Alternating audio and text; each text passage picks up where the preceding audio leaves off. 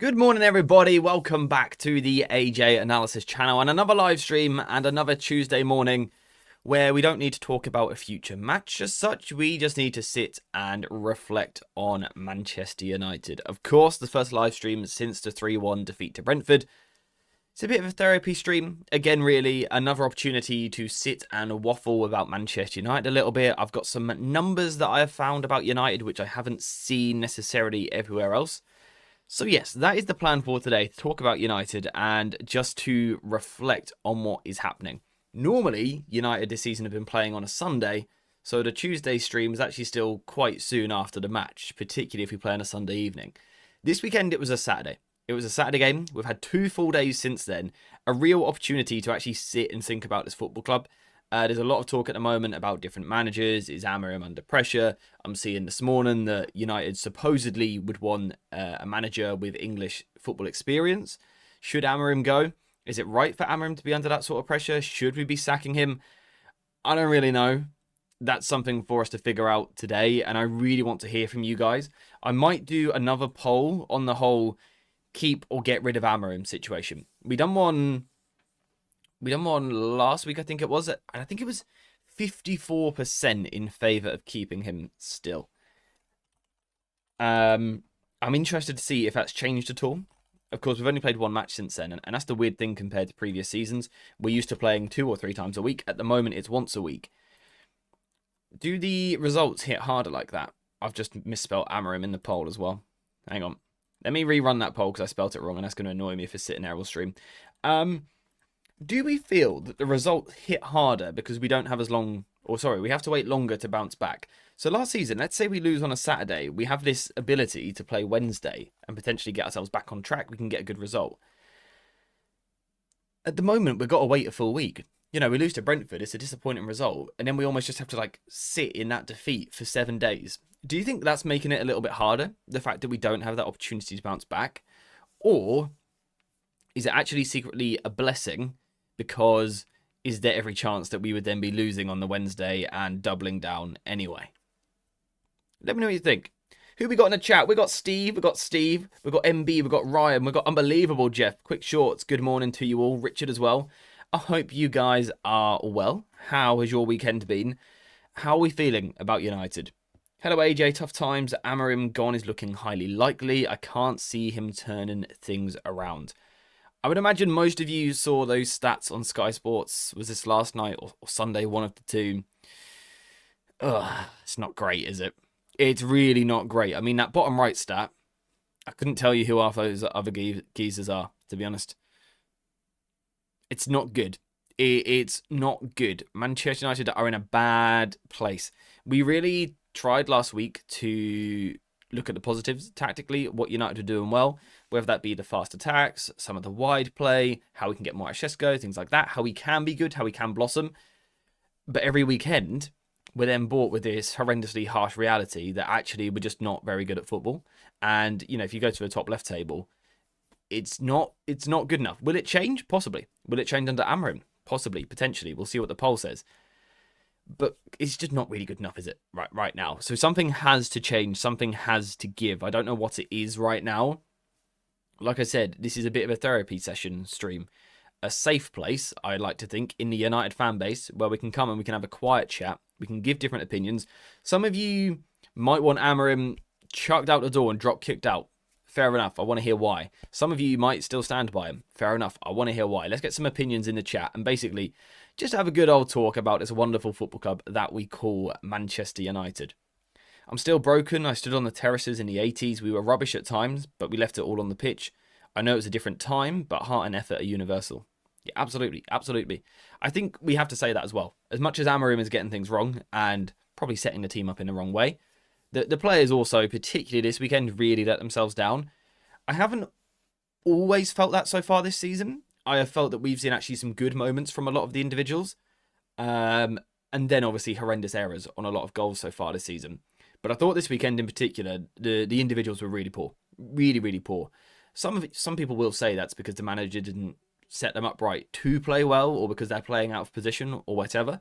But regardless, we saw some really bad stuff. I think the first 8 minutes in particular, the technical details were horrendous. Like the easy passes that United were failing was poor. On the first goal, for example, that the pass from Dalot just doesn't need to be that slow, that late, or that bad to Cunha.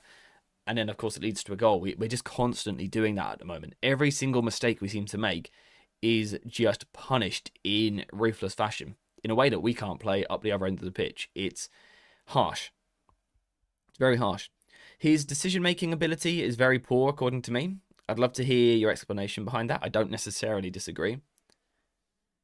It's not necessarily harder with the longer wait, but we spent last season saying with more training time, the system would be better. Apparently not. More time, training, and the same old situation. Yeah. I mean, I guess like the one thing I can say in Amorim's defense is, for example, at the weekend, that's the first time we've seen this front three. It's not like we've seen weeks and weeks and weeks of the front three settling together. Those three in particular are going to take time to gel, to settle, to understand each other's game. But at the same time, if we look at the pass map, those guys are going to struggle to gel and connect when we look at it like that. I've got another graph as well. I'm going to do a video later today looking at some of the data behind United's season so far and sort of what it shows, if it's misleading, etc. And there's another pass map that shows the pass that Šeško received most was from Bayindir, which sort of is an indication of the way that we're playing, right? It's not very good. It's not great at all. Get a new manager that's achieved minimum 70 points in the top 5 leagues. Amorim has things he can control. Change the keeper, move Bruno to 10, get Mbeumo to take penalties. He can't just persist. Yeah, that's the thing. There's probably issues with the squad that we've all pointed out, right? Of course there is. But there's also things that Amorim is getting wrong. I'm always keen to point that out. Everything in the world of football seems to be 0 or 100. We struggle to find a middle ground. It's the player's fault. It's the manager's fault. That seems to be the two ends of the spectrum in this. Let's remember it can be somewhere in between. The players can be letting the manager down, and the manager can be letting the players down. Both of those things can be existing at the same time. And that right now is what is happening at United, in my opinion. In my opinion. Alex, good morning to you, my friend. And also, we've got some super chats in the chat, guys. Make sure to spam some love hearts for these two. Walter Smith, now that's a deep cut. Let's get the stat back up. I remember reading about him in 2010 as a 13-year-old obsessed with defensive tactics. I supported Mourinho's Inter Milan. As for Amorim, I'm still Amorim in. On that then, what makes you still Amorim in when you can see that his numbers are, well, in terms of points, exact same as Walter Smith, who you've just pointed out didn't do particularly well? I'll be honest, I can't speak on Walter Smith. I don't know anything about his Everton side. But what makes you say you're still Amorim in, despite him producing such poor numbers? I'm not saying you're wrong, by the way. I'd just like to hear an explanation. I really want to hear... We've got the poll going, obviously, at the top, which is sort of like surface level, in or out. Then I want to hear the reasons. Why are you feeling that way? But thank you very much for the super chat, my friend. And we've got another super chat in the chat as well. Thank you very much. Saying, AJ, I hate to say it, but Ruben is not the guy. He fails to adapt and he is very defensive-minded. And as long as we have Dalot, Bruno, Shaw, Ugarte, Maguire and Mount in this team, we will never improve. Once again, thank you very much for the super chat. That is very kind from you too. I've got a problem as well, though, right? I get so conflicted with this team because I don't think they're bad footballers. I don't know how many times in the past few years I've said Luke Shaw on his day is an amazing footballer, right? I truly believe that. But at the same time, how many errors has he made? Horrendous errors over the past few years, leading to silly situations, leading to goals conceded and things like that. Maguire's an amazing footballer, but how often does he get it wrong? You know, he's a great player. Last season, he was so good. He is a fantastic centre-back. What is it about United at the moment? Is there a deeper psychological problem? If so, how do we fix that? But what is it with this thing where if one player seems to make a mistake, you can almost guarantee the next 6 are going to do it? You know, De Ligt has had a good start to the season and Yoro's quite a composed defender. And the other day I saw them basically slide-tacking each other on the edge of our box on like the 85th minute or something. What is it with this lot? You know, Dalot's another player who's got that tendency to just completely switch off. Why are we like this? Why are we like this? One of the main problems is the mentality of the players. It feels like they're so lost when they're not at home. If during this weekend against Sunderland we win, we should talk about it. That's a fair point. Obviously, once upon a time under Ollie, we were the best away team in England, weren't we, for a long time? A long time. Amorim can control who starts on the pitch, put Yoro and Heaven in for Maguire and Shaw, and that line height and shape changes drastically. Yeah. The psychological issues are big, but there are damaged goods that need to be moved on. Yeah, I think that's also the case. We always knew, also, that it wasn't going to be fixed in one summer. We all sat here last season and said, even last season, I think Amorim can do more of the squad, but it's not perfect. It's quite flawed. There's a lot that we still need. Nothing's changed there. We still need a lot. Of course, we've addressed some areas. The front three, shiny new front three looks nice. But there's obviously still problems, right? If you look at, Maguire and Shaw, for example, still playing in defence, whether you think they're good or not, they have been here for a long time now. Bruno Fernandes has been here a long time now. Dallow's been here a long time now. We do still have some of those players that probably need to be moved on. It may not even necessarily be those guys, but some of them are repeat offenders a little bit with certain things. How many times do you let them off and go, but on their day, it's tricky. We got Steve with the 11-month membership. Steve, that has absolutely flown by. 11 months, that's insane. Shout out the chat, proper football chat. It is indeed. I'm enjoying these conversations early on. Love it, love it, love it. What's the poll saying? Early on, 148 votes. Thank you guys very much for that. We've got 53% so far saying Amorim in and 47% saying Amorim out. What I would love to hear is if you are Amorim out currently in the poll, what would it take for you to change your vote? And if you are Amorim in, what would it take for you to be Amorim out? I'd like to hear it. We've got another super chat from Aber. I do apologise, I nearly missed that one earlier. Just like Thanos said, as long as there are those that remember what was, there will always be those that are unable to accept what can be. We need new players. So, I agree we need new players. I agree, I think we've got a strong squad, I'll say that much, but I agree that we need new players.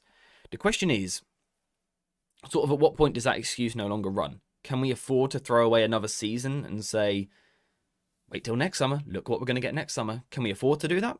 Can we afford to have another throwaway season? Because at the moment it's going to be that, right? Where we're heading right now, if nothing changes, if we keep going, well, we can't do it with these players, we're going to finish 15th again, 14th again, right? Definitely need new players. I completely agree with your comment. We do need new players. But also, surely there's got to be a way to get more out of what we've got. Because as much as these guys might frustrate you and they might be mentally fragile or whatever at times, technically insecure, they've got to be better than where we are in the league. They have to be. They have to be. Regardless of that point, thank you very much for the super chat. Teams are happy for us to have the ball because we cede possession and are easy to score against. Happy for us to have the ball, you say, my friend. Let me bring up a stat that I haven't seen anyone else throwing up anywhere, so let's put it in. Perhaps teams are happy to let us have the ball at times also because of a thing called game state, where we're always losing. We are always losing. This is the percentage of minutes so far in the Premier League season so far that a team has been either leading, level, or trailing. Now, you're going to see Manchester United. It's in alphabetical order. You're going to see United just below halfway there. Trailing 42.8% of minutes on the football pitch so far this season.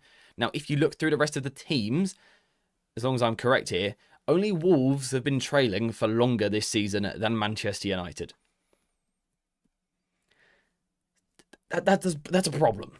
We've had a difficult start. Of course we have. We've played Arsenal, we've played City, we've played Chelsea. We have had difficult fixtures to start the season. But to have been trailing nearly 43% of the game so far feels kind of painful.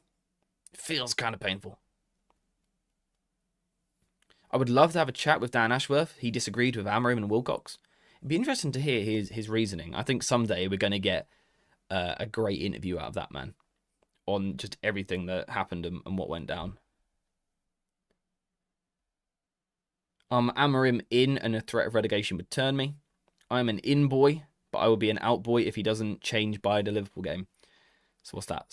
Is it Sunderland then Liverpool after the international break? Amorim out. He needs to adapt and offer some flexibility. For me, a total controlled win against the lower teams and a good performance against Liverpool, that's what it will take to get my confidence back in him. See, that's the thing, right? If we could rock up this weekend and win 3-0, and it's actually convincing for once. Like the Burnley win was a weird one because we obviously deserved it, but we still nearly messed it up, right? What if we were just to outright win 3-0 and actually play well and be the better team? I wonder how much that gets people back on side, and you know how many people just don't care because they've already lost faith. We've got Callum with the 22-month membership. Callum, thank you very much. 200 viewers and 30 likes. Let's get those up.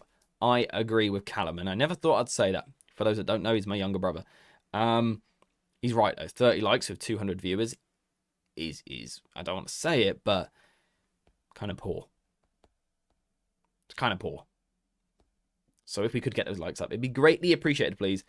Basically, when you guys leave likes on these streams, YouTube goes, oh, these streams are good, that means, and pushes them to more people. More people means more growth for the channel, which means we can improve, we can up the quality of everything. So it does actually help if you like. Also, thank you very much, Callum, for the membership. He can get more out of this squad. Even Ten Hag took Shaw and Maguire out after the Brentford 4-0 loss in September. Malacia and Varane came in. Bring Euro and Heaven in this time. Play Bruno at 10. Exactly. There's... Yeah, also love hearts for Callum as well for the membership. Yeah, there are definitely things you can change. And...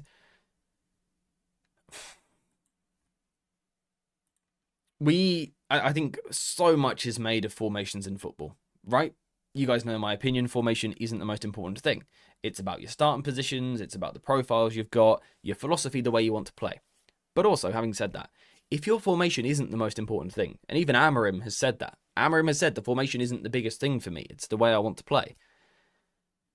If the formation isn't so big, surely you could just move away from it a little bit when it's clearly not working and things are going horribly wrong. For the sake of trying something different, surely you could just pivot into a different shape or a different structure for 10 minutes. You know, with 2 or 3-1 down to Brentford and we've got Mason Mount playing left wing back. Like, surely that's not the solution, right? Surely there's a moment, just half a second, where we could go, all right, let's change the shape. Even if it's not the biggest thing in football, the current one isn't working, maybe we could just change a little bit. And he could still play his exact style of football if he wanted to. He could use his same approach that he always uses. But he could just change the formation. For the sake of changing, for the sake of proving to us that he's capable of adapting, of trying something different. Because at the moment it does feel like the same thing every single week, right? It feels like the same thing. Again, let's go back to that pass map. What on earth is that? Like... The system, the idea that we're trying to do is to play is quite obvious, right? Imbalanced, lack of threat down the left-hand side, sure. But look at the lack of ball that front three are getting. Now, we always expect our striker to have the least ball, right? Because you're striker and your goalkeeper. Because it's difficult to get the ball to the striker. If the striker had a lot of touches, that means the opposition's defence is probably terrible. It should be difficult for him to get on the ball. But, you know, for Mbeumo and Cunha, to have that little of the ball as well, it's a problem. And probably a problem caused by recruitment and approach to recruitment. There seems to be this thing at United at the moment. I'm going to guess it's Ineos-led, although I'm not entirely sure. There seems to be this big focus on data. And it feels as though last season, we looked at a number and we saw goals scored and it was low. So we thought, I got an idea. Let's sign a load of goal scorers. Bosh, we've done that. But we forgot the part where we actually need to get the ball to them. You know, and this isn't an Amorim thing. This is where Amorim was let down in the summer. Why was he not given a midfielder? Why wasn't he given that? Could someone tell me, please? You can't play a wing-back system, quite a niche system, and not sign wing-backs. Why weren't we given wing-backs in the summer? Now, yes, sure, we were financially restricted and all that stuff. But we did spend a lot of money on the front line. Could we have lost one of them, as much as we like them? Could we have not signed one of them and signed a midfielder and a wing-back? Could we not have done something different there? The most common pass to Šeško this weekend was from the goalkeeper. That's a problem. That's a problem. Hello, AJ. Do you think that the problem is primarily our wing-backs? Because the 3-4-3 system is based on the wing-backs or the midfield? Talking about our main problem is very difficult, to be honest. Positionally, I think there's a lot of problems. I think there's a lot. You could probably take that 4 across the middle, though, and point at them and go, something needs to change. Yeah, you probably could do that. We've got Alex in the chat with 5 gifted memberships. Alex, thank you very much, guys. Guys, you know what to do. Love hearts. I completely lost what I was saying next. I read a message. Love hearts in the chat for Alex and his legendary behavior. 5 gifted memberships from Alex. Thank you very, very much, my friend. What we're looking at. So this is United's pass map from the match against Brentford. So it sort of takes into consideration the average positions of the players. You can see the bigger circles will be players that got more touches of the ball. And then the thicker lines will be the more common, the more frequent passes. So basically this sort of tells us that the most common passes we saw in the game were De Ligt, number 4, Shaw, 23, Dalot, number 2, all sort of being involved with Bruno, number 8, in the middle. That's sort of what this is telling us. Whereas if you look at Šeško at the top, number 30, very small, basically not involved in the game. Not getting any touches, and also you can see not too many passes going in towards him. That's what we're looking at here. AJ, how much is a lack of concentration and focus and bad habits leading to us conceding goals compared to a system question? It's a very, very tricky one. It's that question that I was trying to sort of ask earlier, and I don't know how we figure out the answer, because how do you sort of quantify lack of concentration? Like, there isn't a stat to tell us, you know, you can't give me United had 20 losses of concentration. You know, you can't do that. There isn't a number to point to a loss of concentration, which is where, of course, the eye test is important. That's why we've got to watch football as well, not just use numbers. We've got to watch them play on the pitch. And yes, that is a big problem. I think the players are making a lot of errors. But there's who was it? I think it was Fabregas. Fabregas had an interview fairly recently, and he made a comment about the players that you put on the pitch as a manager sort of sends a message to the players. He said, if you're 1-0 up and you're protecting a lead, and you play over back 5, you put on 5 defenders, in the back of your players' minds, they're going, okay, we're defending the lead. Whereas if you're 1-0 up and you put on a forward, then the player's mind is like, oh, okay, we're going to attack. You had to send that with Arsenal at the weekend, right? They were losing. Arteta put on forward-thinking players, attackers, so that message is sort of like, okay, it's time to go at the opposition. We're really going for this. Whereas against City last week, they didn't do that. So it's a bit more like, you know, if we can get a draw, that's probably enough. Is that message being sent to the United players every match? Not with the subs necessarily, although we do bring on a lot of centre-backs, to be fair. But actually, even with the starting 11. Because I know for me personally, when I see the lineup come out, I go, 1, 2, 3, 4, 5 defenders. Okay, what's the midfield? Oh, there's a ball winner in there. Okay, we've got 6 defensive-minded players. And immediately my thought is, so we're not really playing on the front foot. We are not really taking the game to the opposition. We're not going to be aggressive and we're not going to attack them. Are we sending that message to our players every single game? Is that why there's that lack of confidence? Because we don't set up in a confident way, you know, subconsciously. Are these players given that message from the start that, for example, this weekend we'll be playing at home to Sunderland and we'll likely line up with 5 defenders? Is that straight away putting that message in the player's head? Or not? Or not? Let me know what you think.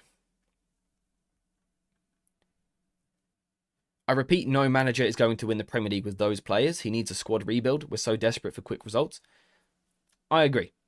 You're not going to win the league this season. We're not going to win the league next season. I think most of us have accepted that. But I think what we want is progress, right? And I also agree, we are too desperate for quick results. It's the world we live in. We live in a world where we get most things like bosh, you know, I want food. I just tap on this bit of glass a couple of times and food turns up at my door. Instant gratification with everything in the world.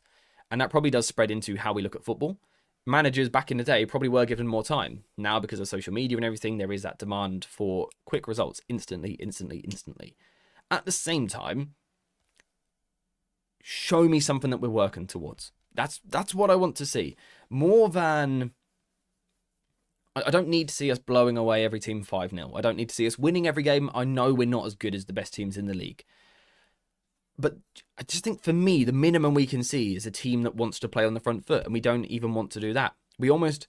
To me, it feels like we go a little bit into games sort of wondering how we're going to be beat this week. That's how it feels to me every time I see a team sheet come out. Every time I see a team sheet come out, I just think, okay, so what way are we losing this week?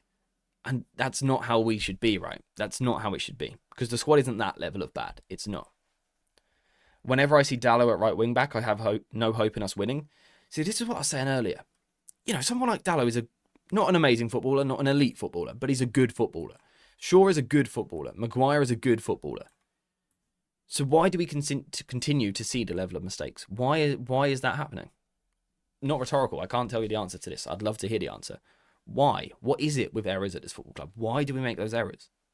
Please help me. Please help me. If you're a soldier, AJ, and I give you a big shiny gun, nice. A decent pair of boots, lovely. But your body armor is a Poundland bin bag. Don't disrespect Poundland bin bags.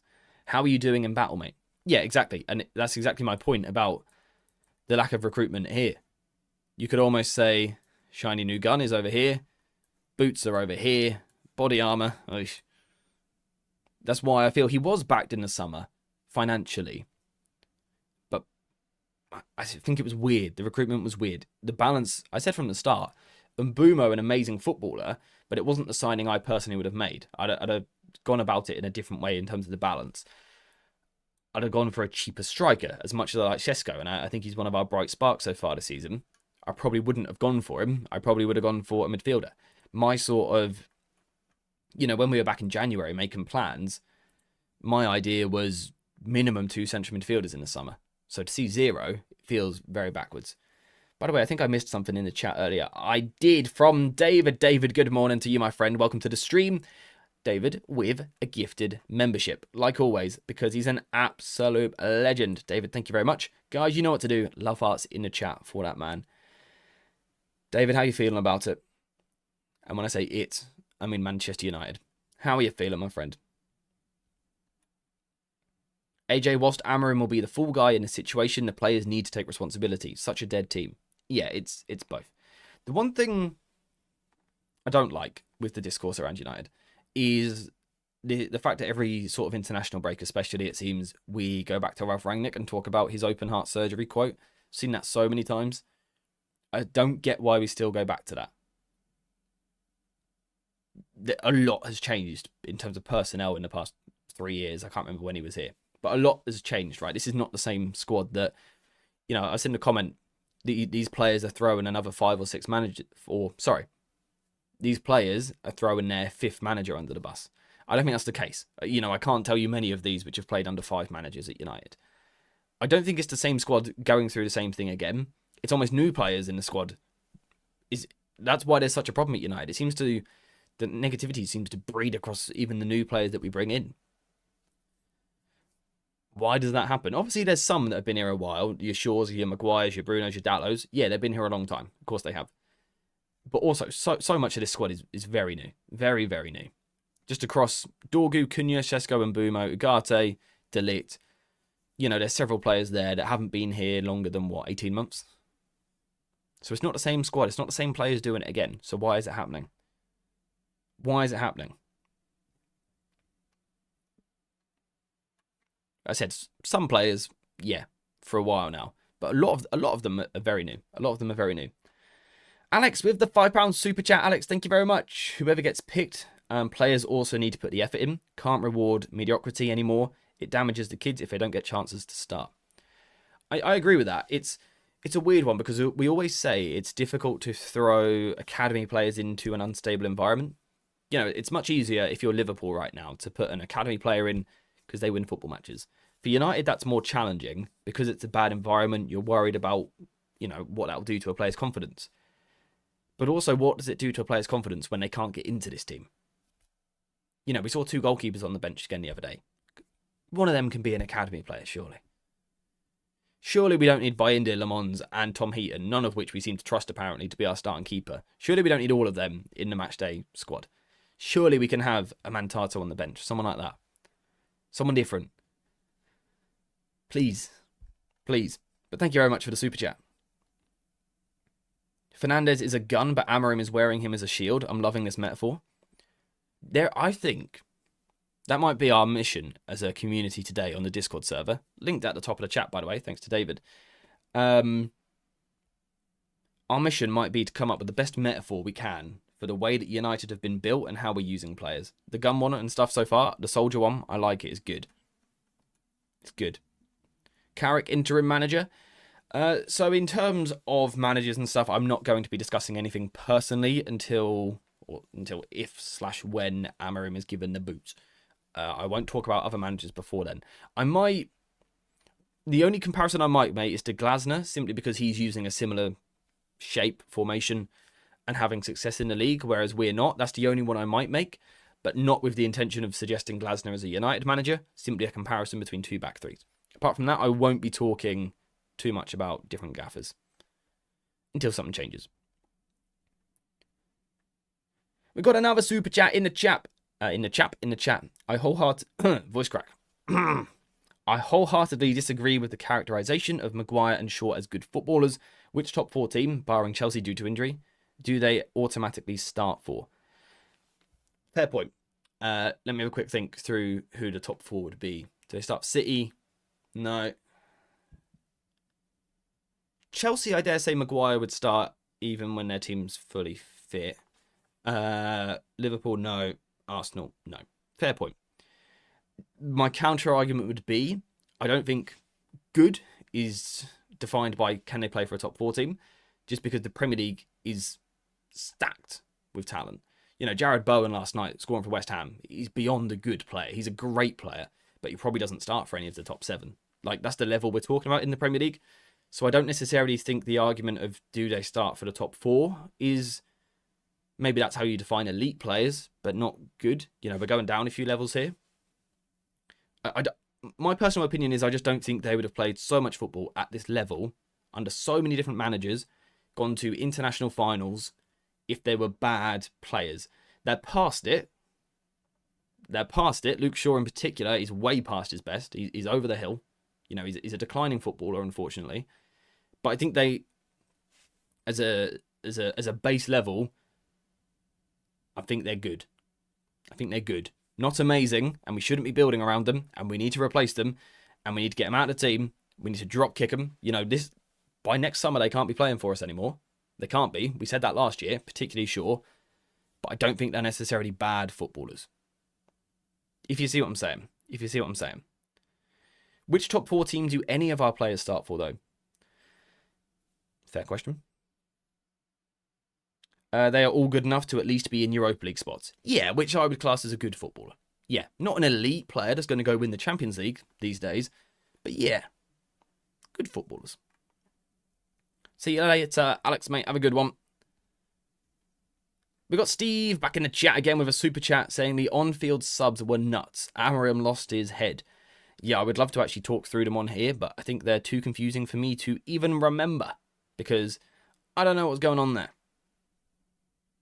Of the new players, Ugarte and Dorgu are subpar, plus Maguire, Shaw and Dalot all played, plus by India, that's 7. 7 what, sorry? Have I missed up on a previous message? If so, I do apologise. Are you just saying average players? Kobe Mainu, a violinist, easy for me to say, told to play the drums, talent for tempo, but forced into patching holes. I like it. We can come up with some good metaphors for this United team, I'm sure of it. F1 car, and I'm all over an F1 little metaphor as well. I'm all over that. We've got another super chat. Your guys' support is mental today. Thank you very much. It doesn't take a genius to realise that the problem will always be the players who survived all these managers, and Amorim keeps playing them lol. Again, I'll make the point. I don't think that many of them have played under that many managers. You know, if you go through this 11 from the weekend, Dorgu, Cunha, Sesko and Bumo have only played under Amorim. Then you've got Ugarte, De Ligt, Bayindir, who have also played under Ten Hag. So the only ones that have played under multiple are Shaw, Maguire, Bruno, Dalot, I think. At which point, with those guys, I agree. Like I said, Luke Shaw shouldn't be a player that we build around anymore. But because squad building's been bad for a long time, it takes a long time to fix it. In the summer, I wouldn't have prioritised new defenders. Personally, I'd admit that. I wouldn't have prioritised that because we had so many other things to address. You know, because squad building hasn't been bad for 2 years, not 4 years, not 6 years. It's a good 15 years the squad building's been quite poor for, right? So it does take time to fix that. But I do agree. You know, beyond next summer, Shaw cannot be our starting footballer. He can't start for this football club anymore. Hopefully, Lisandro Martinez will be back soon. Hopefully, he'll be back soon and he'll come into the team for sure, and that'll be one of them. I also wouldn't be playing Maguire consistently. He can play certain games, perhaps, where we need something in particular. If we've got a particularly difficult away day or whatever, away at a physical side, perhaps you bring Maguire in. But I think what we have been shown recently is that it's got to be Euro over Maguire. I don't mind what way around you put them. You can do this. I like it. We also discussed last week why you might do this, and there's benefits to that. You know, hopefully, eventually this season, this is our back three. I guess my question would be, is what if we get to this point? Let's say it's this team, right? Let's say it's this team. So the only regulars now from old managers are Bruno and Dallo. You know what? Let's take Dallo out and let's put Mazraoui in. So literally the only one is our club captain. If it's then still bad, if there's then still individual errors, what do we point to as the problem? Because at the moment, it's the same players again. But what when it's not? Then what do we do? What do we blame after that? What do we do at that point? There is no justification for not starting a 6-foot Euro against a team based purely on set pieces. Shaw is useless against a long throw. So that's the argument I was making the other day about why I would have gone for Euro, De Ligt, Maguire at the weekend for the extra physicality. And then I'd have gone for either attacking wingbacks or the Bruno Cobby midfield to be more attacking in that sense. We've got another super chat from Perimeter. Thank you very much. Should we sell Bruno now? Is he useful? I think Bruno is useful. Yeah, I do. Do I think Bruno's a little bit daft sometimes? Does Bruno get on my nerves with certain things that he does? Yeah, he always has, right? He's always been a player which has played a pass which sometimes just ain't on. He's been a player who plays emotionally, and perhaps he gets caught out with being overly aggressive with his pressing, which leads to him being caught out of position and therefore hurting the structure. Yeah, I think he's done that in his career. He can be frustrating. But who do I blame more? The guy who's been a little bit silly with his decisions in midfield, or the guy who knows that he's silly with his decisions in midfield but continues to put him there? If we can't make Bruno Fernandes look like a good footballer, I think we're doing something wrong. I still dare say Bruno might leave next summer or the one after. You know, within 20 months, I think he's probably gone. I think that will happen. But while we've got him, if we can't make Bruno Fernandes look like a good, strong, capable footballer, we're doing something horrendously wrong. Horrendously wrong. You know, it's like Manchester City playing Kevin De Bruyne in the 6, right? The other year when De Bruyne was really at his peak of powers. Playing De Bruyne in the 6, him getting beaten defensively, and perhaps getting a little bit annoyed and a bit whiny, and us going, lol, Kevin's bad. Clearly, we'd all be going at Pep, what on earth are you doing playing him there? It's not his position. It's not his position. Put him somewhere forward. He's an attacker. Let him play higher, please. Please, just for the sake of everything, let him play higher. Because Steve also has made the comment, Cunha's not playing particularly well right now. No one should be undroppable. Can we take Cunha out and Bruno goes higher? Why can't we do that? Like I said, no one should be undroppable. Cunha hasn't started the season particularly well. You know, not on fire, not undroppable. Maybe we can change something there. Square pegs, round holes has been our downfall for years. Exactly. Amorim should try Bruno and Mount as the 2 10s and Mbeumo right wing back. I really think there's something in the idea of playing Mbeumo as a right wing back. The problem is we hear wing back and just assume it's this like horrendously defensive thing that we're trying to do with Mbeumo and that we're getting him miles away from goal. But we're not. As we've said before, in an ideal world, like you say, if we are playing on the front foot, if we're being aggressive like we want to be, our wing back should be here. But that's where Mbeumo played for Brentford. You know, he's a right-sided player, right-sided attacker. This was the role that he played. Defensively, if we're being a front-footed team, we don't need a back 5. So instead what we would do is defend more like this. Am I missing a player? I'm missing a player. What position am I missing? I'm missing one of my forwards. Mount. There you go. Defensively, Mbeumo as a wing-back should be in this position here, which is where he often defended for Brentford. the wing back label almost immediately makes people go, no, don't do it. But he can play there. He can play there as a more aggressive, a more attacking option. He absolutely can. 3223 box shape Mazraoui inverted simple tweak, says Ant in the super chat. Thank you very much. So Hawk says, so a back four then. This is exactly why I did that video.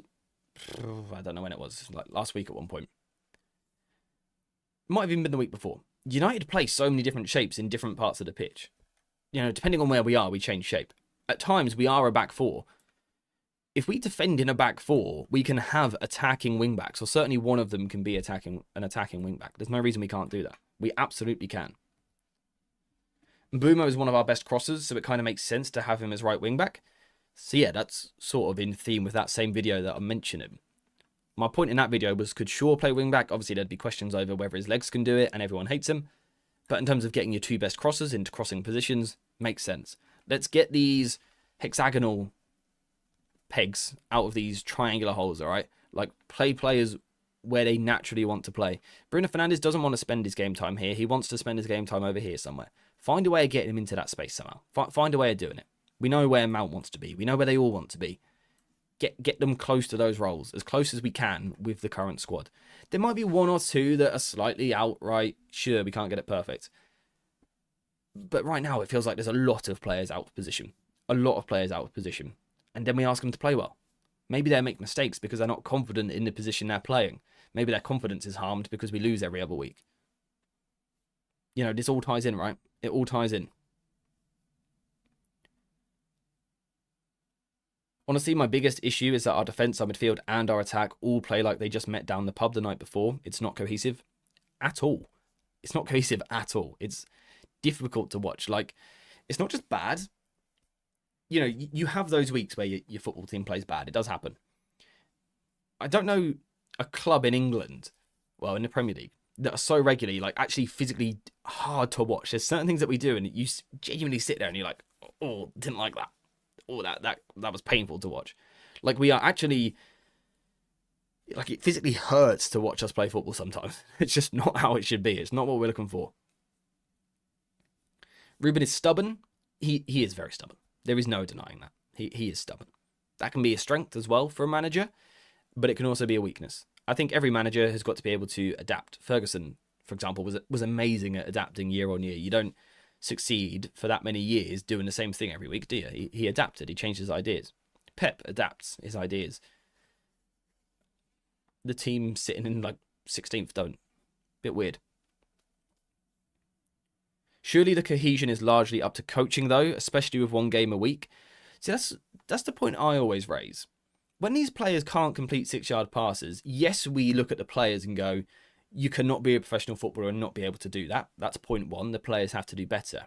But when there is that lack of cohesion, surely some of it's on the manager. For 11 players to not be able to play together, not be able to link up together, it's not on the 11 individuals at that point, right? Surely at that point, the manager, is it miscommunication with the instructions? Is it players not picking up the instructions, not quite understanding their jobs? Are the jobs too difficult? Do the jobs not work? I don't know. It could be a mixture of those things.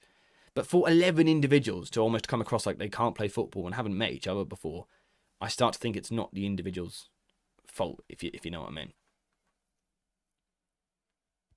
I wish Amorin was more pragmatic and not so married to his ideas. Maybe he doesn't have the perfect squad, but I think that's when you become pragmatic, when it isn't working your way.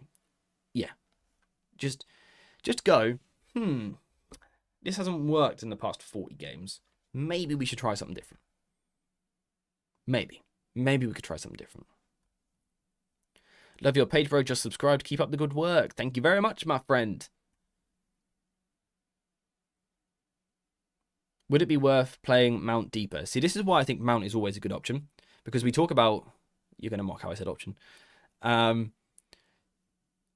only question would be, like, we're not playing him to his instincts there. But the good thing about Mount, wherever you put him, is you do get the basic level of pressing, of intelligence, understanding his job. You get technical quality wherever you put him. He's a player that looks after the ball. He's a good glue player. He's a really nice player just to put somewhere. I don't want to compare him to James Milner because it feels a little bit harsh, even though Milner's a great footballer.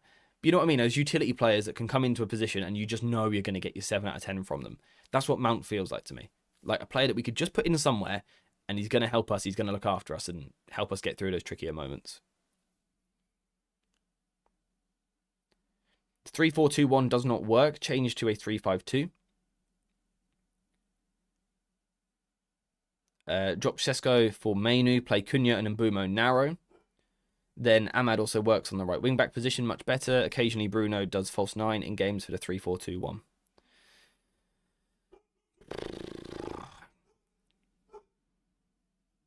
My question in that system would be, would we allow ourselves, would Amorim allow us as a team to release ourselves from the back three?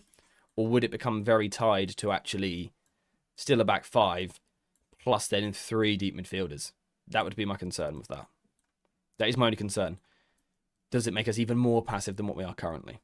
I'm not sure. Good morning all. Hope you are all well recovered from Saturday. I wouldn't say recovered. I'd say I'm numb to it. That's what I'd say. I'm Amorim in because I think the issues are deeper than the manager. But if he keeps shoehorning players in, then he is sacking himself. I think that's a nice way of putting it. It does feel like he's sacking himself by just doing the same thing every week. I do agree with that. We shouldn't think if a manager deserves to be sacked. We should ask if sacking the manager will progress the club. That's a really fun way of looking at it. I'd like to hear the answers to that. Why on earth didn't Amorim start Yoro? I don't know if he's just taking him out, because he's a young centre-back playing under pressure right now. I don't know, but, I said it a few weeks ago. Yoro is the one that I'd be starting every week. And then he got dropped. But Yoro and De Ligt right now would be 2/3 of my back three every time we're picking a full 11. And then it's about who goes with him. Is it Mazraoui? Is it Shaw? Is it Licha when he's back? Is it Maguire? I don't know. But I'd be having these two.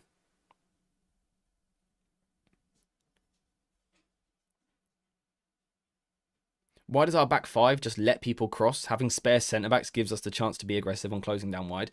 See, I think this is what frustrates me above everything else. I don't mind. Okay, that's a lie. I do mind. Sorry about that lie. I'm not a fan of defensive football. I'm not a fan of seeing these 5 defenders ball win a midfielder. You guys have probably got that impression by now. Right.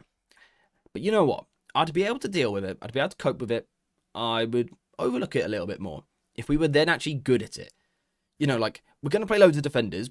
Cool. So we're going to be solid defensively, right? Right? No.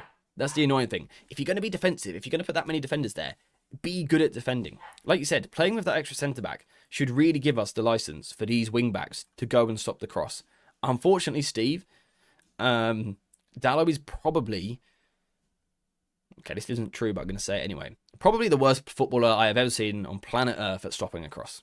He's so bad at stopping crosses. He just doesn't attempt to do it. Luke Shaw on the other side, also pretty terrible.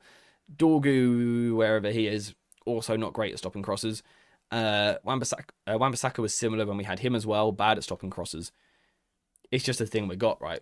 Just terrible. Terrible. Wait, why am I getting banned? What did I do wrong? I didn't mean to.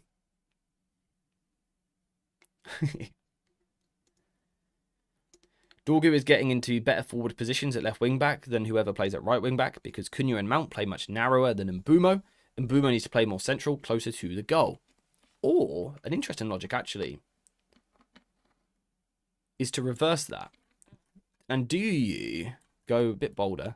Let's get Dorgu in. Do you keep going with that idea of a narrower player here? Let's say a Bruno or a Mount. And then you're talking about that wide space. Do we try and get Mbumo into those wide spaces? Because like you said, Dorgu is that sort of player that can get himself into a lot of space. Do we try and recreate that on the right-hand side, but with Mbumo being the one that we're releasing? Because he feels like a better player to get with time and space on the ball.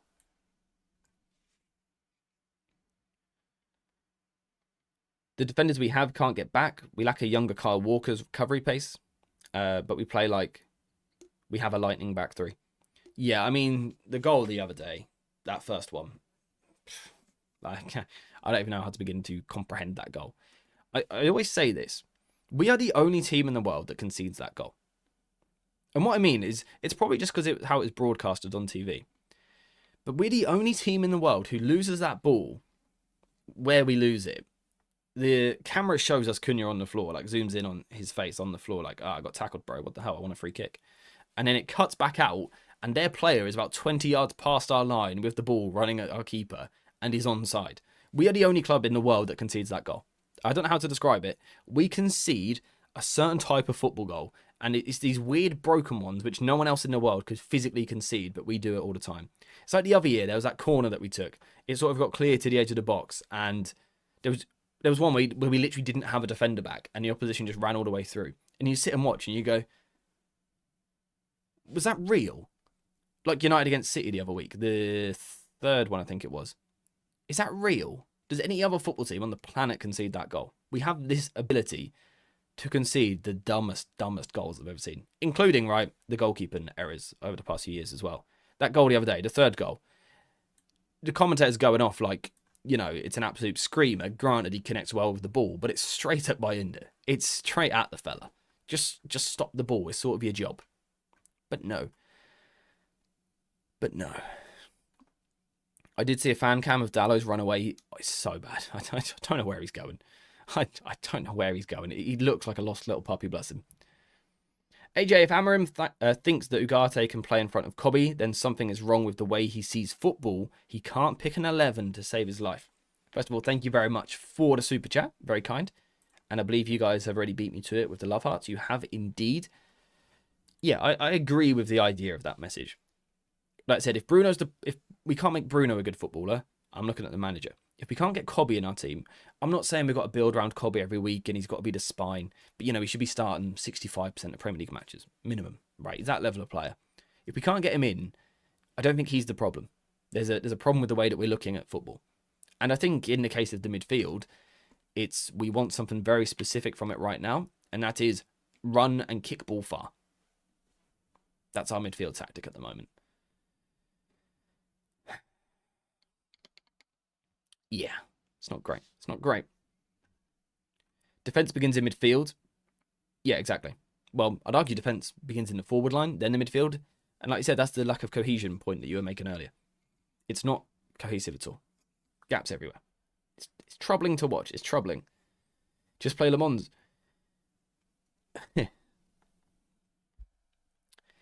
Does anyone else, let me know if you view this differently.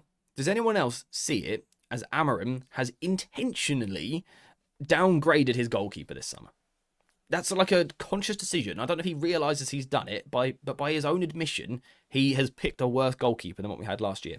Because last year, the pecking order was this. It was Onana, then it was Bayındır. And Bayındır could not get in the team, no matter how terrible Onana was. Bayındır couldn't get in the team, because Onana was clearly the better goalkeeper in Amorim's eyes. So what he does is he sells Onana. Okay, so we're downgraded to a worse goalkeeper than what we had last season in Amorim's eyes. And the new one is below Bayındır? Is that what's going on there? Is that what's going on there? Because that doesn't make much sense to me. Onana was better than Bayındır last season in Amorim's eyes. Bayındır couldn't start ahead of him. So Bayındır was number 2. And now he's put number 2 into the first 11? Doesn't quite make sense to me. Doesn't quite add up. Yes, Le Mans needs time to settle or whatever, sure. Don't think it takes this long. I think you can start him in a football match. Just saying. Just saying. Without a formation change, what one thing would you like to see Amorim do versus Sunderland? Can my one thing just be like a load of different profiles? Can that be my one? Like, we'll call it a 3-4-3, but can my one change just be the type of player I'm playing in each position? Like an Mbumo wing back, Kobe midfield, Bruno high. Can I do that as my one thing? Does that count as one, or am I making 3 changes there? AJ, why have Barada and Wilcox not come under fire? They absolutely should. The club recruited a manager with a clear system that is heavily reliant on a top athletic dynamic midfield, then didn't buy him the players, and also did not buy him wing backs. Completely agree. They should be under a lot of pressure. So should the recruitment team in terms of what we prioritised in the summer. They should be under pressure. I don't know who's in charge of that. I don't look into that stuff because largely I don't care. But whoever it is has done it weirdly for a long time now. And it's hurting us. It's hurting us. I think Amorim wanted Martinez and 2 midfielders. And I think his comment, you don't know what I've had to deal with the last month. I don't remember seeing that comment. I would love to know the context of that. I don't remember seeing that at all. It's just weird with the goalkeeper situation. Yeah, just odd. Just odd. Baseline is intensity. These players lack this every game. Yeah, it's 1 game a week. If that's causing some issues midweek. If that's causing some issues, midweek closed all games need to be organised until November. I actually like the idea of us doing those midweek games. I think it could help even keep parts of the squad happy and just match sharp. I think that could be useful to us.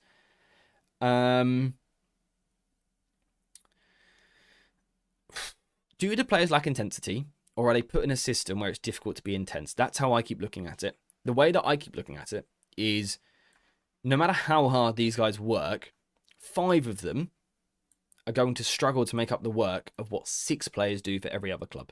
Every other club plays with 6 here. We play with 5. 5 are going to struggle to get the extra kilometres that this guy would do, right? Let's say just, I don't know statistically, let's say the average distance covered in a Premier League match is, let's go low, let's say 10 kilometres for the sake of easy maths, right? Let's say the average player covers 10 kilometres. Most teams play with 6 here, so if we're only playing with 5, these guys have all got to pick up an extra 2 kilometres to cover his ground. In terms of pressing intensity, that's tough. That's tough, and it's more than 10 that the average player covers. Maybe they're not lacking intensity. Maybe we physically don't have people high enough to match it. You know, we do go and apply that first phase of pressure, but if that ball is then played behind in there, these guys not going after it isn't a lack of intensity. That's a lack of trust in what they're meant to be doing, a lack of certainty with what's going on behind them with the back 5. I don't think it's an intensity thing, personally. Perhaps a physicality at things in terms of like literal physical strength or things like that. But I don't think we've got an intensity issue off the ball, personally. I might be wrong in that. You guys might disagree with me. If so, let me know. But I think it's more of a uncertainty within the structure or just a weakness with the formation or the system or the approach that we use. I don't see an intensity issue personally. Not personally. How is this different from Glasner, who also has the same 5 in midfield? Well, a different type of football is accepted at Crystal Palace. No disrespect to Crystal Palace. I actually quite like Palace. They're a good side to watch. But, you know, the expectations for them are very different. Any points you get are good points. If you finish mid-table every year, lovely. If you're going to win us an FA Cup, wow, you are the Messiah. They don't care how you do it. You could play a 7-3-0 at Crystal Palace, right? But if you win an FA Cup every 6 years and get 10th every year, then they're happy. At United, that wouldn't be the case. Palace, under Glasner, do not play an aggressive brand of football. They don't try and high press. I'm not saying there's categorically something wrong with that, but I don't think it would be... I think if we were to copy and paste Crystal Palace's current football at Manchester United, and even copy and paste the results, the manager would be facing criticism. Even though we would be in the top 4, people would be saying this isn't sustainable, we can't play this football long term, it's not how a big team should play. So I think it's simply, perhaps they use it differently at times as well. It's not a copy and paste, it's about philosophy and stuff as well. But it is a case of like, you know, a brand of football is accepted at one club, but not another club. You couldn't be the Barcelona manager and park the bus. Not going to happen. Chelsea are a team to me that sort of strike me as a team perhaps more willing to use a slightly more defensive manager, perhaps because of Mourinho's legacy. Certain clubs need certain things, and, you know, Palace's football right now, copy and pasted, wouldn't go down well at Old Trafford. Bayindir has arguably cost us at least 1 goal per game. I don't know.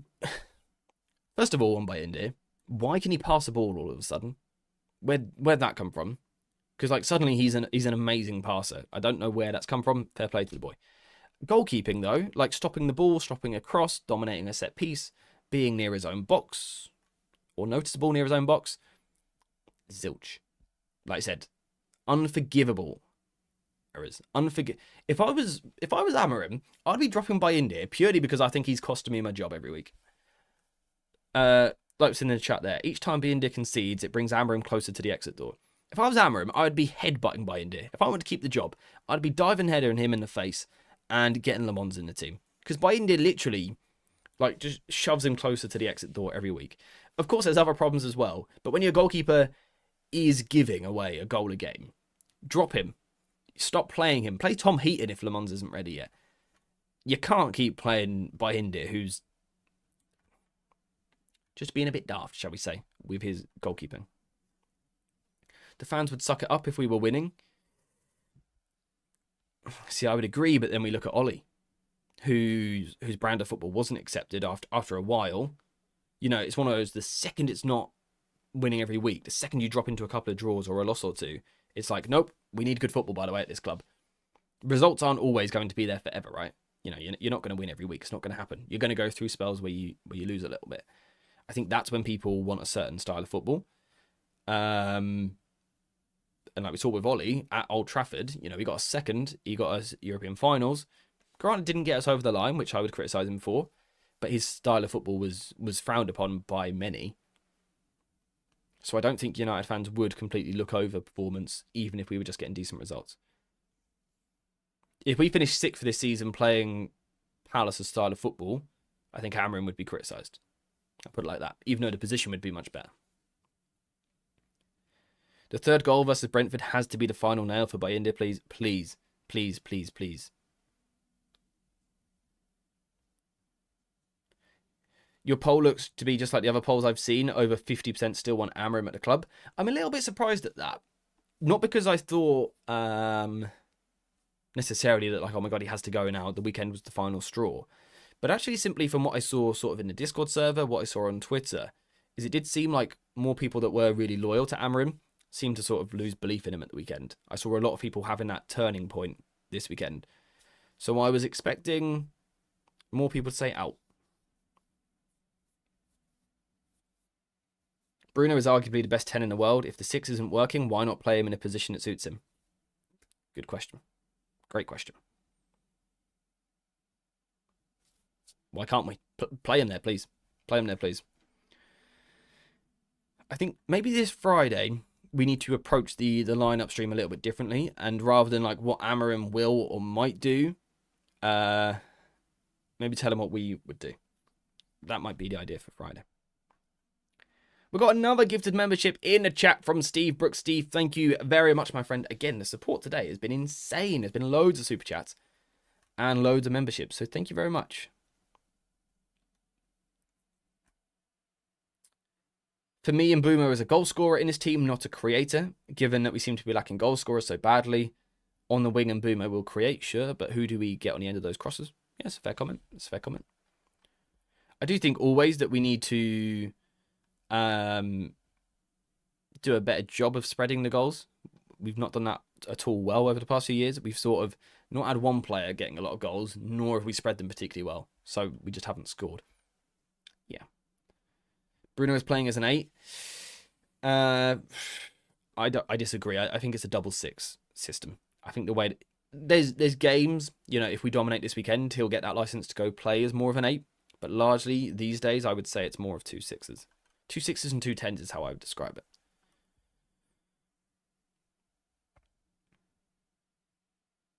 Playing like Palace to win points and buy yourself time to implement your philosophy will be wise. Yeah, as a short-term thing. That's sort of the point I was trying to make. That I just think, even the fact that you said short-term there sort of points to the fact, right, that long-term at United, the demand is different to Crystal Palace. It's not just about picking up your draws and finishing 12th. You've got to play a certain brand of football. You've got to entertain, because we are Manchester United at the end of the day. But of course, yeah, change something in the short term to get some performances, to get some results, to get some confidence in the players, in the fans. Sure, that could be going to a back 4. You could go play a 4-5-1 for the next month to get some results, to boost confidence. You could go to a 4-2-3-1, a 4-3-3, a 4-4-2, a 5-3-2, a 3-5-2, whatever. Just show that you could change. Show that you could change. That's what I want to see. We should put all our best players in their best positions. So based on form, Bruno and Mbumo 10s, Sesko 9, and work backwards. Yeah, Steve, what we might do, I wonder if we go like 4 players that we feel we have to get on the pitch, and where's their most natural zone, put them in, and then build the 11 around that. Yeah, we might do that and build what we, almost telling Amorim what to do rather than saying what we think he'll do. Pardon me, I do apologise. What worries me is that we are predictable now too. We can only attack up the wings as our midfield just isn't there. It's easy to set against. Yeah, I think we've had that problem actually since day one of Amorim. Even that first Ipswich game, if you go back and watch it, which I did the other day, we really lacked anything in the middle of the pitch. It was wide, and actually Ipswich clocked very quickly what we were trying to do and nullified it very quickly in that game. The hope at the time was that we would evolve and get better and offer more threats. I don't think we've done that, apart from adding a more direct game. Apart from that, I don't think we've evolved too much, really. You know, we played the quick football. Apart from that, not a lot. Not a lot.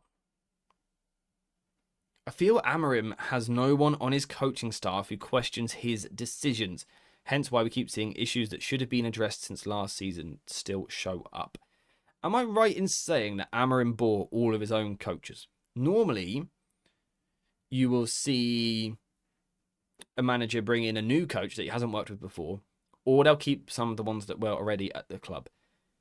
I quite like your point. Is there an issue that there's almost like this echo chamber of like just agreeing with Amorim? Are we challenging ourselves enough behind closed doors? You know, sometimes you guys will sit and disagree with me in the chat or in Discord or in the comment section, whatever. But it's good that we do that. It's good that we disagree because we challenge ideas. I might say one thing, you guys go, I disagree, so I might even revisit how I look at it. And that's good. We can challenge the way that we think. Hopefully I can do the same for you guys as well. Is there a problem? You know, all of these guys work together at Sporting and won everything, right? In Sporting. Are they all too stuck in their belief? All of them, not just Amorim.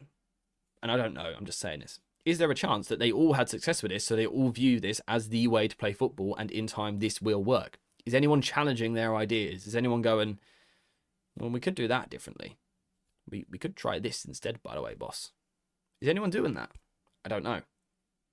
I don't know. Maybe I'm wrong. Maybe that is happening. We don't know. It's behind closed doors, right? But it's an interesting thought. He does have all his own coaches. He paid to make sure he had all his own coaches. Ten Hag had 2 additional head coaches beside him and it went left. But Ten Hag did at least change. There were, even if it was changed for the worse, there was that willingness to be like, okay, let's try something a little bit different. We haven't seen that with Ruben yet. Any sort of adaptability. And again, it doesn't have to be ripping up your system completely. It can be tweaks within that, in the way that you play. Are they asking the players? I never really know if that's something that goes on at football clubs. Do managers listen to the feedback of the players or not really? You know, if Bruno was to go, by the way, I don't think this 3-4-3 malarkey is working, certainly not with me in midfield. Do those conversations take place or not? What do you reckon? If any other manager was doing what Amorim's doing, they would be sacked. It's just because Amorim is likeable. And I think it's because we're sacked so many times that there is this fear of sacking. But come on, look at this. Come on.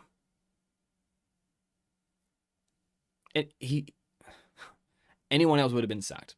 If we hadn't been through so many managers in the past few years, he'd have been gone months ago. He just would have, right? I don't think there's any denying that. He would have been gone by now. I think fans are more patient because we've been in pain as a football club for so long. First of all, the defeats don't hurt like they used to, so you don't get the same response at full time. But also, we all go, well, all the managers have failed, so surely the manager isn't the problem, so therefore changing Amorim doesn't do anything. That sort of seems to be the logic that I see from some people. If we'd been successful for the last 10 years and we're doing this right now, Amorim would have been gone. Gone. Gone. Look at the amount of managers that Real Madrid have been through in the past 15 years, but look at the trophies they've won. Barcelona have been through a lot of managers. You can change your manager if it doesn't work. Right now, it's not working.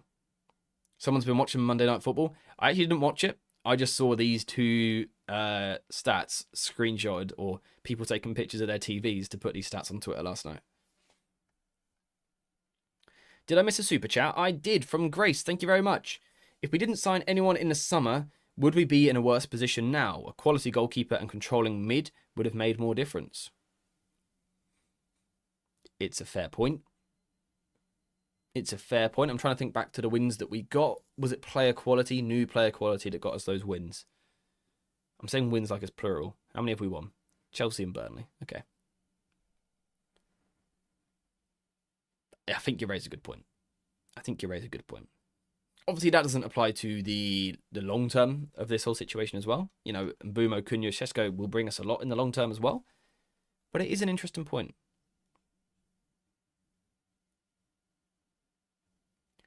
To my earlier point, therefore, it is time to look for the one that works. Ineos needs to do their job. Yeah. It can be true that Ten Hag wasn't the right man. Neither's Ollie. Neither's Amorim. Sorry, I saw Ollie up there. It's possible that neither of them are right for the club. You know, they can both have been wrong, and therefore we need to find a different one. It's also possible that Amorim's the right one, or that Ten Hag was the right one, and we went too early on the second. These things are possible. I don't know. Why not give the manager more players because his system needs more players? Yeah, we said that a few times today. We should have done that. We should have given him different things in the summer. That's why with my rating of the summer, I wasn't too generous with my sort of score out of 10, because I liked the players that we signed, but I would have signed different ones, positionally in particular. Part of the problem is I genuinely don't think there is anyone available now that could do much better. Maybe as a short bounce, but nothing sustainable. I disagree. I don't know who it is specifically because I haven't spent the time looking at, you know, Glasner, Iraola, Hertzler, whoever. But, you know, again, looking at this top left graph, or even both of them, let's look at both of them. This sort of suggests any manager could do better. Like, literally anyone. You know, Ten Hag literally did do better than what we're currently doing. Granted, Ten Hag, it was still bad, but it was still better than what we're currently doing.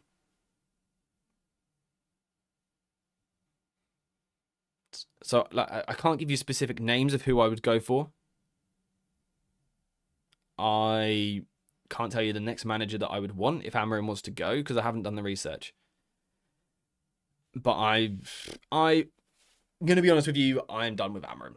Like, unless something drastically changes in the next two games, which I hope it does. I keep saying this, I'd love to be proven wrong. I'd love Amorim to be amazing at United and win the treble every year for the next 10 years. I'd love that. Please make it happen. I want Amorim to prove me wrong in the next two games.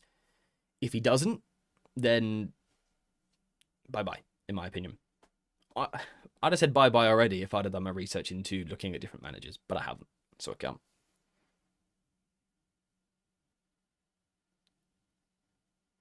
I have a weird question. Would Ten Hag or Amorim work if they were allowed to bring in their entire Ajax/Sporting squads to United? I guess it depends what your class is like. Would it work? Does work mean win the title, or does it mean top four for a few years? Or what? Oh, sorry, Anne, I see what you're saying. No, you meant in the context of pressure. Anyone we recruit now, I feel we are right back here in 12 to 18 months. Seriously. Yeah, because obviously we thought Amorim could be the one that was different. The big thing is, if you actually watch a couple, not all of my videos, some of my videos on Amorim when he first came in, a couple of the points that I make were that we lacked the wing backs, that we would be too passive defensively at times. What I got wrong and why I was optimistic about Amorim was because I thought he was going to be adaptable. Because at Sporting at times he has played a back four in his career. At Sporting he did play different types of forwards. Conrad Harder was the example we used a lot, being a different type of inside forward to change the system. I thought he would be smart and adapt, and he hasn't. He's tried to copy and paste Sporting and it's not worked. That's where I feel I was wrong. I sort of like looked at what he was doing and went, so he's done well. It's worked in Sporting. It won't work the same in English football. But he'll make those tweaks because he's clever. That's where I was wrong. He didn't make the tweaks that I thought he would make. I thought he would tweak the press in particular, and hasn't. I thought he would tweak the first phase because I didn't think that any manager would, for example, try a centre-back in midfield in the Premier League. So that's where I think I was wrong with Amorim. And yeah, I personally have lost hope, but also I'm a deluded United fan, so I'm someone that can be roped right back in if he tweaks a few things, gets things going in a different direction, we play better football, we win matches. Sure, I'm right back in. But yeah. It's got to be a change. It can't be the same and win. It's got to be different and win. It's got to be something which long term I think can succeed. We could win 3-0 this weekend, but if we do it with the exact same approach as what we have the last 5 games and say we win with 3 set pieces, sure, I'd be happy, but I'd still be sitting there thinking, yeah, long term, we're still just doing the same thing again. So that wouldn't change me the other way enough. Still backing Amorim, get rid of the average players and owners. But how long does that take is the problem. We threw away a whole season last year saying, wait till he's got players. I think if you've got to throw away 2 seasons waiting for players, then the players aren't the problem at that point. Just my opinion. Like, you can't throw away 2 seasons under one manager because you're waiting for the summer. He came in early last year. It wasn't like he came in March and just had the end of the season. He had most of the season last year.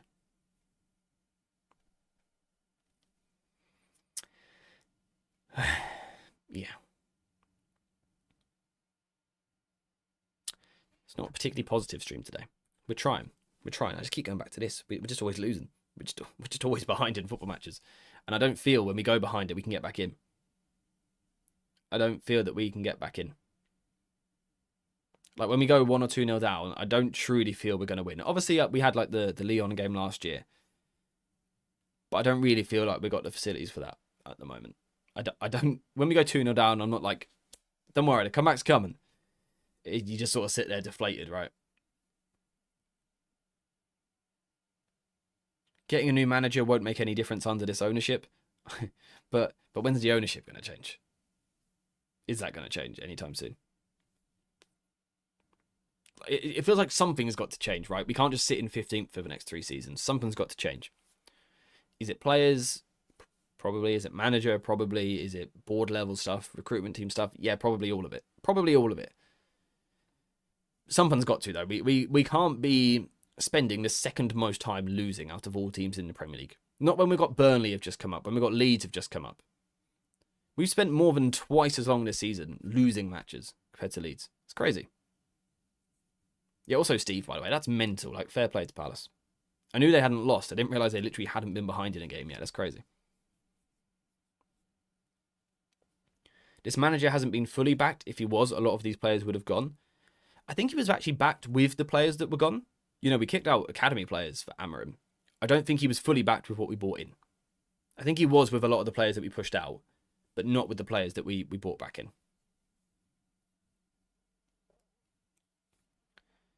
Maybe I'm alone in this, but I don't think there is such a thing as a player perfectly suited to a manager's system in football. 70% of the players at most. Yeah, I see what you're saying. You're going to struggle to get an 11 that is perfect for a system and executing that system. That's going to be very difficult. I'm sticking with Amorim for now. I just feel he hasn't been given the tools he needs, but he needs to tweak things just until January. Yeah, that's sort of my point. If he was to tweak things until he gets new players, sure, I'm all for it. Perhaps he does need more. At the moment, I'm like, we can't just sit here and lose every week waiting for players. Like, change in the short term to prove that you're adaptable as a manager. We saw Sir Alex Ferguson in the FA Cup in particular play some proper weird 11s because we had injuries all over the pitch. But he would adapt in those situations. He would adapt and give United the best chance of winning the football match, and often succeeded. We don't do that.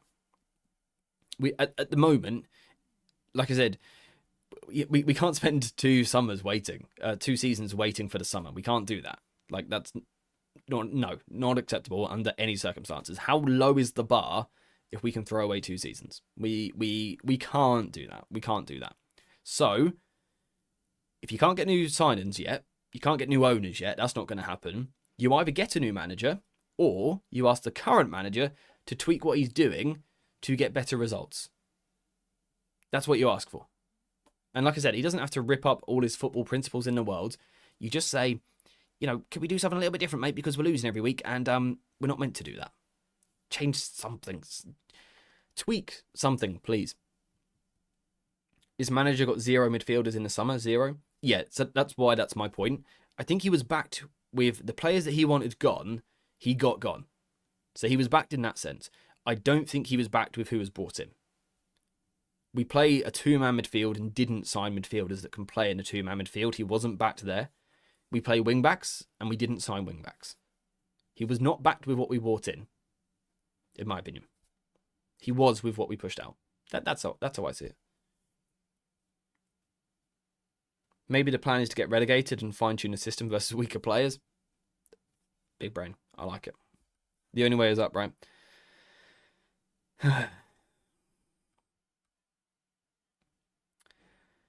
It's just not great, right?